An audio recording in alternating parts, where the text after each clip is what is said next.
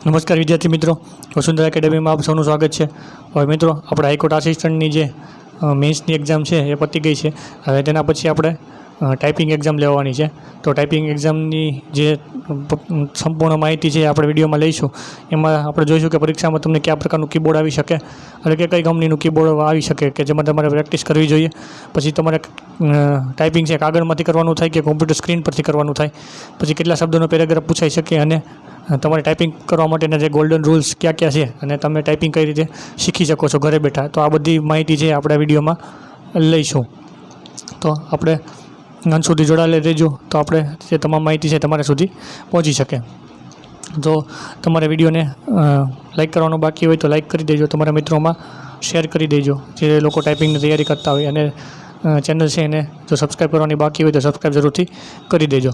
તો આપણે તમને આવા જ વિડીયો છે એ આગળ મળતા રહેશે। તો આપણે હાઈકોર્ટ આસિસ્ટન્ટ મેન્સ માટે ટાઈપિંગની જે ટોટલ ગાઈડન્સ છે એ આ વિડીયોમાં લઈએ।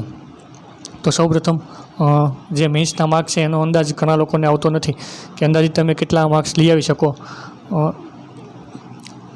તો તમારે માર્ક્સનો અંદાજ કાઢવો હોય તો આપણે જે રીતે પ્રિલિમમાં કીધું હતું કે 55% રિઝર્વ કેટેગરી માટે અને 60% છે એ જનરલ કેટેગરી માટે। તો આ જેટલા માર્ક ક્રોસ થતા હતા 100માંથી, આ બધાને આપણે છે એ મેન્સ માટે હાઈકોર્ટમાં બોલાવેલા હતા। તો અહીંયા પણ તમને જે રીતે કીધું છે કે ભાઈ 50% માર્ક્સ લેવાના, એટલે કે 60માંથી તમારે 30 માર્ક જનરલ કેટેગરીમાં અને 27 માર્ક છે કોઈ પણ રિઝર્વ કેટેગરીમાં હોય તો અહીંયા છે એ ટાઈપિંગ માટે બોલાવશે। ભલે નોટિફિકેશનમાં ડાયરેક્ટ એ લોકોએ એમ કીધું હોય કે આમાં તે ફેરફાર કરી શકે, પણ આ લોકો એટલા લોકોને ટાઈપિંગ માટે જરૂરથી બોલાવશે। એટલે આપણે અંદાજિત 8000 લોકો ગણીએ તો 4થી લઈને 5000 લોકોને તો ટાઈપિંગમાં જરૂરથી બોલાવશે, કેમ કે અહીંયા જગ્યા છે એ લગભગ 1700ની આજુબાજુ છે, 1700 પ્લસ જગ્યા છે। આપણે 1700 જગ્યા માનીએ અને માત્ર જો 2000-2000ને પાસ કરવામાં આવે તો અહીંયા ટાઈપિંગ સારું ન હોય તેવા લોકો પણ પાસ થઈ જાય। એટલે કે બંનેમાં સારા હોય તેવા લોકો જોતા હોય તો તેણે 4000થી 5000 લોકોને ઓછામાં ઓછા પાસ કરવા પડે। હવે તમારે માર્ક્સનો અંદાજ કાઢવો હોય તો મેન છે એ છે એસે, અને ગુજરાતીમાં એટલે કે એસેને કહેવાય છે ગુજરાતીમાં નિબંધ। હવે એસે છે અહીંયા તમે જુઓ તો એસે છે એ 15 માર્ક્સમાં ઇંગ્લિશમાં પૂછાયેલો અને 15 માર્ક્સમાં ગુજરાતીમાં પૂછાયેલો। તો કે એસેમાં જેને સારા માર્ક્સ હશે એ ડાયરેક્ટલી હાફ સ્કોર છે 30 સ્કોરની નજીક આવી જશે। કદાચ 20+ માર્ક જો કોઈ લઈ શકે તો સીધા 30 માર્ક્સની નજીક આવી શકે। એટલે એસેનું ભારણ છે એ સૌથી વધારે અહીંયા રહ્યું હતું। પછી નિબંધ છે એના પછી ગુજરાતીમાં એક પત્ર પૂછવામાં આવેલો, તો ઘણાને એ પ્રશ્ન હતો કે ભાઈ એમાં વિષય લખવાનો કે નહીં। તો આ પત્ર એવો હતો કે આમાં તમારે વિષય લખવાનો, કેમ કે જે કોઈ આરોગ્ય અધિકારીને તમારે નિમંત્રણ માટે પત્ર લખવાનો હતો તો તમારે એમાં વિષય લખવો પડે। જો તમારા સ્વજનને લખતા હોય તો વિષય લખવાની જરૂર નથી। તો અહીંયા વિષય લખવાનો છે, જો વિષય નહીં લખેલો હોય તો માર્ક જરૂરથી અહીંયા તમારા ઓછા થઈ શકે। પછી એક છે ઇંગ્લિશમાં બીજું હતું કોમ્પ્રિહેન્શન હતું। તો કોમ્પ્રિહેન્શન એમ તો ઇઝી લેવલ નહોતું, એક પ્રશ્નને બાદ કરતાં તમામ પ્રશ્નો છે એ તમને સીધા થઈ જાય એમાં હતા। તો આમાં તમારે 3-4 માર્ક આવે તો સારા માર્ક્સ કહેવાય। તો આ બધાનું ઓલ ઓવર તમારે એવરેજ સારું ગયું હોય તો તમારે વાંધો નહીં આવે। પછી કોમ્પ્યુટરના ક્વેશ્ચન છે, તો કોમ્પ્યુટરના ક્વેશ્ચનમાં ઘણાને તકલીફ તો પડેલી જ છે, તમામ પ્રશ્નો તમામ સારી રીતે આવડ્યા હોય અને કોઈ એમ કહી શકે કે 20માંથી 20 આવશે, તો આવું પ્રકારનું પેપર નહોતું, ક્યાંક તો કોકને તકલીફ થઈ જશે।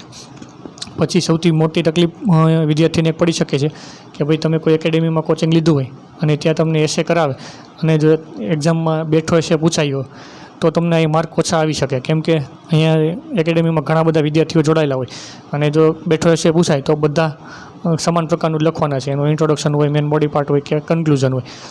મોટાભાગના લોકો છે એસે છે એ મેચ થતો હશે તો અહીંયા માર્ક્સ જઈ શકે। હું આમને હવામાં વાત નથી કહેતો, પણ જીપીએસસીમાં પણ ઘણા લોકોને આવું થયેલું છે। એકનો એક એસેમાં તમારે એકના એક પોઈન્ટ આવતા હોય રિપીટેડ, તો એ સમજી જાય કે અહીંયા કોઈક ટ્યુશન ક્લાસ રાખેલું હોય, તમે જ કોઈ શિક્ષક તરીકે હોય અને તમે 100 પેપર કોઈના તપાસો છો, તમારે અંદરમાં વિદ્યાર્થી હોય એમાં 40 વિદ્યાર્થીઓ એક જ પ્રકારનો એસે લખેલો હોય તો તમે પણ એને માર્ક ના આપો, કેમ તમને ખબર પડી જાય કે અહીંયા ભાઈ કોઈ ક્યાંક કોચિંગ લીધું છે અને બધા જ આ પ્રકારનો એસે ઠપકારે છે, તો અહીંયા ઘણાને છે એ નુકસાન જવાનો ચાન્સ ખરો, કેમ કે બધાના એસે છે એ સરખા હશે। હવે આપણે મેન જે ટાઈપિંગ રિલેટેડ પ્રશ્નો છે તો એ પ્રશ્નો તરફ આગળ વધીએ। તો સૌપ્રથમ ટાઈપિંગમાં કઈ મેથડ રાખવી, એટલે જો તમારે ટાઈપિંગ સ્પીડ લઈ આવી તો તમારે એક મેથડ આવે છે જેને કહેવાય છે ટચ ટાઈપિંગ, આ ટાઈપિંગ મેથડ તમારે ટાઈપિંગ કરવું જોઈએ. મેં જે સીપીટી આપેલી છે એના અનુભવ પરથી તમને તમામ વસ્તુ કહું છું. તો ટચ ટાઈપિંગથી કરશો તો તમારે ઝડપ થશે. એમાં તમારે 10 આંગળીનો ઉપયોગ કરવાનો હોય છે. આમ તો એક રીતે જોઈએ તો 9 આંગળીનો ઉપયોગ કરવાનો હોય છે.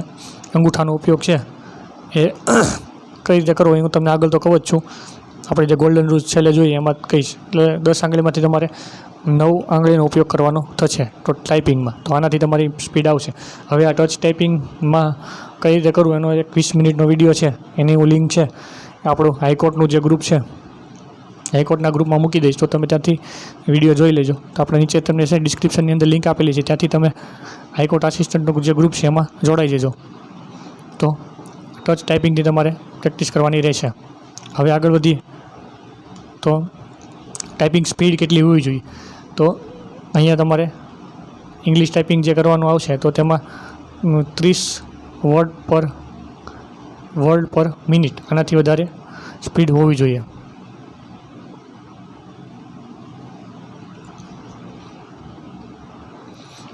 વર્ડ પર મિનિટ, આનાથી તમારે પ્લસ સ્પીડ થવી જોઈએ. મિનિમમ આ સ્પીડ છે, મિનિમમ 30થી નીચે રહી છે તો ચાલશે નહીં. અહીંયા તમારે 30થી લઈને 40 વર્ડ પર મિનિટની સ્પીડ તમારે આવે છે તો આ સ્પીડ સારામાં સારી કહેવાય છે. તમારે એવો ટ્રાય કરવાનો કે 50 વર્ડ પર મિનિટ સુધી સ્પીડ જાય તો તમે આરામથી છે એ ટાઈપિંગ તમારું પૂરું કરી શકશો. હવે એક છે ગુજરાતી. તો ગુજરાતી ટાઈપિંગમાં તમારે 25ની આજુબાજુ સ્પીડ હોય, 25થી 30 તો પણ તમારું કામ થઈ જાય. એમ તો 20થી 25 પણ સારી કહેવાય, પણ આપણે જો સ્પીડમાં પતાવવું હોય તો 25થી 30ની સ્પીડ મિનિમમ હોવી જોઈએ. પછી ઇંગ્લિશ ટાઈપિંગ. તો ઇંગ્લિશ ટાઈપિંગમાં તમને જે સ્પીડ કીધી એ સ્પીડથી તમારે ટાઈપિંગ કરવાનું રહેશે. એવી ટ્રાય કરો 40 વર્ડ પર મિનિટ સુધી તમારી સ્પીડ જાય. હવે એટલી સ્પીડ કેમ જોઈએ હું તમને આગળ કહું છું. હવે ગુજરાતી ટાઈપિંગ માટે ક્યુ કીબોર્ડ, એટલે અહીંયા કીબોર્ડની કંપનીની વાત નથી થતી, પણ આપણે જે અલગ અલગ પ્રકારના છે એ કીબોર્ડ આપવામાં આવેલા છે કે જેમાં આપણે 2-3 કીબોર્ડ ખાસ વાપરીએ. ઇન્ડિક ઇનપુટ 3 છે, એમાં એક ટ્રાન્સલિટરેશનનું કીબોર્ડ આવે છે કે તમે જે ગુજરાતી લખો, ઇંગ્લિશ લખો અને ગુજરાતીમાં ટ્રાન્સલેટ થઈ જાય. અને બીજી વસ્તુ છે એક ઘણા લોકો ગોદરેજ ઇન્ડિકા કીબોર્ડમાં પ્રેક્ટિસ કરે છે. તો આ ટ્રાન્સલિટરેશનનું કીબોર્ડ છે એ એકદમ વાપરવું સરળ છે. તમે ગુજરાતીમાં જેમ લખો, જેમ કે આ રીતે લખો કરણ, તો અહીંયા તમને લખીને આવી જાય કરણ. અહીંયા છે એન છે તમારે શિફ્ટ સાથે દબાવવું પડે, બાકી છે એ ન આવે, આપણે કરણ જોઈએ છે. પછી તમારે કા કરવો હોય તો કે પછી ડબલ એ આ રીતે પ્રેસ કરવું પડે. કે એ કરશો તો માત્ર ક જ આવશે, અને માત્ર કે કરો તો ક છે એ ખોડો આવશે. ત્યાર પછી અહીંયા તકલીફ એ છે કે તમારે વધારે કી પ્રેસ કરવાની થશે. જેમ કે ખ માટે કે એ છે, ચ કરવો હોય તો સી એચ એથી ચ થાય, જ્યારે છ કરવો હોય તો CHH એ એટલું દબાવવું પડે. અને જ્ઞ છે તો તમારે શિફ્ટ સાથે જીને આ રીતે દબાવવા પડે. તો કી પ્રેસ વધારે કરવાની થાય. તો જે કીબોર્ડ છે ટ્રાન્સલિટરેશનનું ઇન્ડિક ઇનપુટ 3માં એ થોડુંક હાર્ડ પડે. પણ જો તમારે બીજા કીબોર્ડમાં પ્રેક્ટિસ કરો છો કે શ્રુતિ છે અને ખાસ કરીને રેમિંગ્ટન છે કે ગોદરેજ ઇન્ડિકા આ પ્રકારના કીબોર્ડ, તો તમારે ઓછી કી પ્રેસ કરવાથી પણ થઈ શકે. પણ અહીંયા તમારે એક તકલીફ થઈ શકે કે તમે ઇંગ્લિશ ટાઈપિંગ કરો છો તો તમારે છે ઇંગ્લિશ ટાઈપિંગ જેવું પૂરું થાય તો તમારે આખા માઇન્ડને સ્વિચ કરવું પડશે અને આ કીબોર્ડ તમે જે ટાઈપિંગ કરો છો એમાં લઈ આવવું પડશે. એટલે કે પ્રેક્ટિસ ઘણી બધી માગી લેશે. એટલે જો તમે આ કીબોર્ડની પ્રેક્ટિસ કરો, રેમિંગ્ટન હોય કે શ્રુતિ કે કોઈ પણ, ત્યાં તમે કમ્ફર્ટેબલ ન હોય તો ટ્રાન્સલિટરેશનનું કીબોર્ડ પણ તમે કરી શકો, એમાં કોઈ પ્રોબ્લેમ રહેતો નથી. પણ આમાં તમારે સ્પીડ રાખવી પડશે અને જે કી છે એ કી વધારે પ્રેસ કરવી પડશે, કે વધારે કી પ્રેસ કરો ત્યારે તમને ઓછા શબ્દો મળે. આ એક નાનકડી તકલીફ રહેશે. પછી પરીક્ષામાં કયા પ્રકારનું કીબોર્ડ આવી શકે. તો અહીંયા હું તમને 3 કીબોર્ડ સજેસ્ટ કરું છું. આમાંથી કોઈ પણ કીબોર્ડ તમને આવી શકવાના ચાન્સ વધારે છે. આપણે પ્રેક્ટિસ છે એક કીબોર્ડમાં કરશો તો પણ ચાલશે, પણ ઘણા વિદ્યાર્થીઓને પ્રશ્ન હોય તો આ પ્રશ્નનો જવાબ પણ આપણે અહીંયા આપી દઈએ. તો પ્રથમ છે એ આપણે જે કરાઈ સેન્ટર છે ગાંધીનગર, તો કરાઈ ખાતે છે એ ડેલના કીબોર્ડ વાપરવામાં આવે છે. આનો છે તમને ફોટોગ્રાફ હું હમણાં અંતે છે બતાવું છું કે ડેલના કીબોર્ડ કેવા હોય છે. પછી મેં જે સીપીટી આપેલી હતી એ આપી હતી ગૌણ સેવા ભવનમાં. ગૌણ સેવા ભવન ખાતે મેં જે સીપીટી આપેલી હતી તો ત્યાં એસરના કીબોર્ડ આવે છે. આ રીતે એસર, આ રીતે તમે લખશો એટલે તમને કીબોર્ડ મળી જશે. આ પ્રકારના કીબોર્ડ આવે છે. અને ત્રીજું એક કીબોર્ડ છે જે તમારે જનરલ પ્રેક્ટિસમાં યુઝ કરો તો બહુ સારું છે, એ છે પ્રોડોટ. આ પ્રોડોટના કીબોર્ડ છે એ નાના હોય છે અને આમાં પ્રેક્ટિસ કરો એટલે મોટાભાગની બધા કીબોર્ડમાં તમારે પ્રેક્ટિસ થઈ જાય. આ પ્રકારનું કીબોર્ડ આવે છે અને આ બધી કી છે એ પણ ઘણી બધી સોફ્ટ હોય છે. પછી આ ડેલના કીબોર્ડ છે એમાં સ્વિચ છે એકદમ પાતળી હોય છે, એ તમને હમણાં ફોટોગ્રાફમાં બતાવું છું. અને પ્રમાણમાં છે એસરના કીબોર્ડ છે એ મોટા આવશે. અત્યારે ગૌણ સેવા ભવનમાં આ પ્રકારના કીબોર્ડ વપરાય છે. જ્યાં કોઈનું ટાઈપિંગ આવે તો આ પ્રકારે તમારે કીબોર્ડ આવી શકે.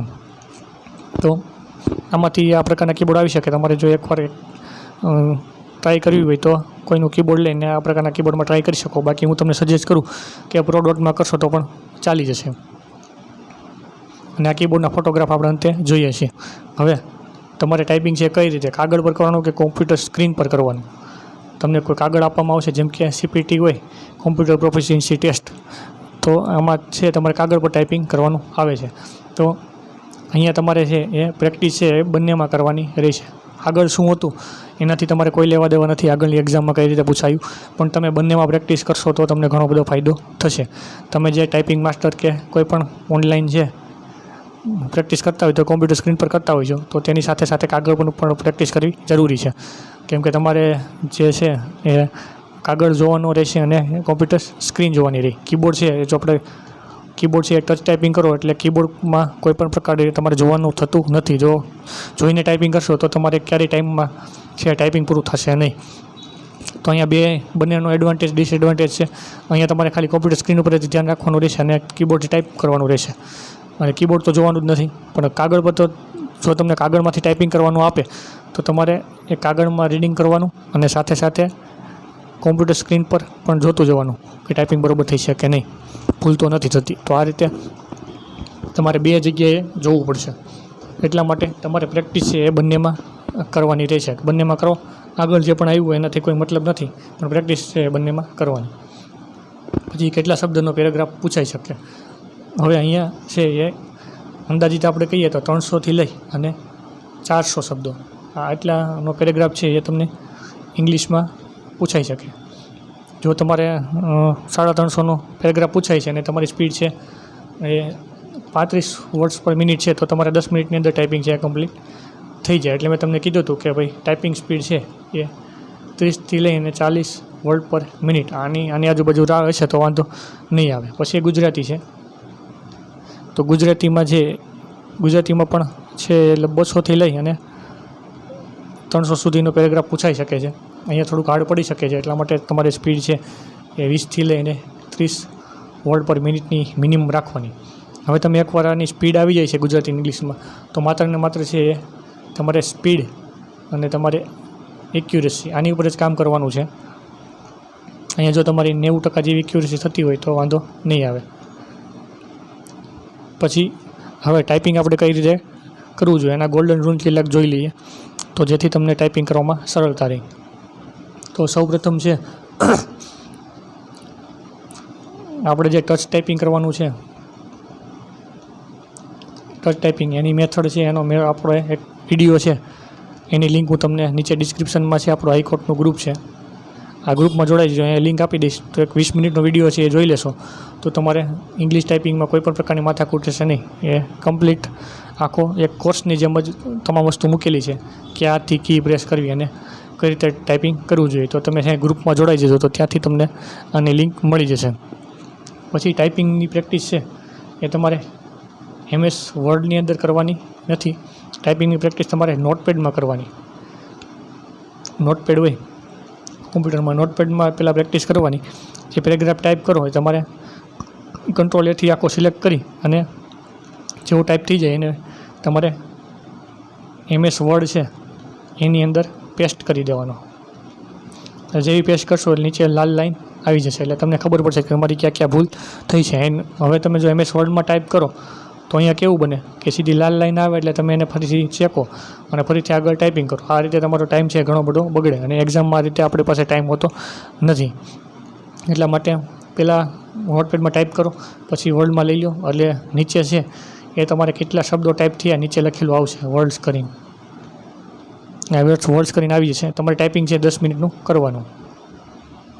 10 મિનિટ ટાઈપિંગ કરવાનું. પછી વર્ડ્સ જેટલા આપેલા હોય જેમ કે તમારે 300 વર્ડ્સ ટાઈપ કરેલા 10 મિનિટની અંદર તો 300 ડિવાઈડ બાય 10 કરી જ જશો એટલે તમારી સ્પીડ આવી જશે 30 વર્ડ્સ પર મિનિટ.